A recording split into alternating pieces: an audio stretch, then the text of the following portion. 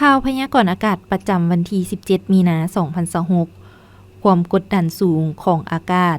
ยังสืบต่อปกคลุมอยู่ทั่วทุกภาคของประเทศลาวด้วยกำลังอ่อน สมทบกับกระแสลมตะวันตกเฉียงใต้พัดปกคลุม ซึ่งจะเฮ็ดให้อากาศยังจะเย็น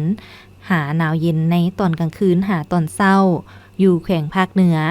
แขวงไสสมบูรณ์ และเขตภูเพียงบริเวณ พอมีฝนตกฟ้าห้องฟ้าเลื่อมในระดับพอยหาปานกลางอยู่บางท้องถิ่น ส่วนภาคกลางและภาคใต้อากาศร้อนในระยะตอนบ่าย และจะมีลมพัดแรงเป็นบางโอกาสตื่มอีก พยากรณ์อากาศแต่ 7 โมงของวันที่ 17 หา 7 โมงของวันที่ 18 มีนา 2026 ภาคเหนือด้านตะวันออกแขวงพงศาลี หัวพันและเสียงขวางอากาศเย็นหาหนาวเย็นในตอนกลางคืนหาตอนเช้า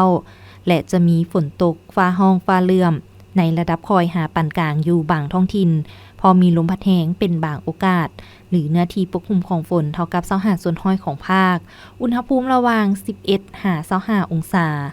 ภาคเหนือด้านตะวันตกแขวงหลวงน้ำทา บ่อแก้ว อุดมไซ หลวงพระบาง และไสยบุรี อากาศเย็นในตอนกลางคืนหาตอนเช้า พอมีฝนตกฟ้าห้องฟ้าเลื่อมในระดับคอยหาปานกลางอยู่บางท้องถิ่น และมีลมพัดแรงเป็นบางโอกาส หรือเนื้อที่ปกคลุมของฝนเท่ากับ25ส่วนห้อยของภาค อุณหภูมิระหว่าง 15 หา 33 องศา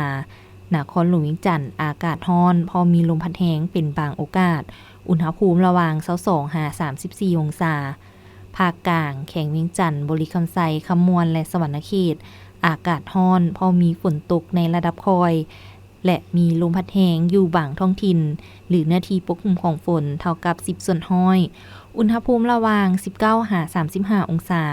แขวงไสสมบูรณ์ อากาศเย็นหาหนาวเย็นในตอนกลางคืนหาตอนเช้า พอมีฝนตกในระดับคอย และมีลมพัดแรงเป็นบางโอกาส หรือเนื้อที่ปกคลุมของฝนเท่ากับ15ส่วนห้อย อุณหภูมิระหว่าง 12 หา 29 องศา ภาคใต้แขวงสารวัน จำปาสัก เซกองและอัตตปือ อากาศร้อน พอมีลมพัดแรงอยู่ทั่วไป อุณหภูมิระหว่าง 19 หา 36 องศา สำหรับเขตภูเพียงบริเวณ อากาศเย็นหาหนาวเย็น พอมีฝนตกในระดับคอย และมีลมพัดแรงอยู่ทั่วไป หรือเนื้อที่ปกคลุมของฝนเท่ากับ10ส่วนห้อย อุณหภูมิระหว่าง 10 หา 27 องศา อุไรวันแสงพระจันทร์อ่านสบายดี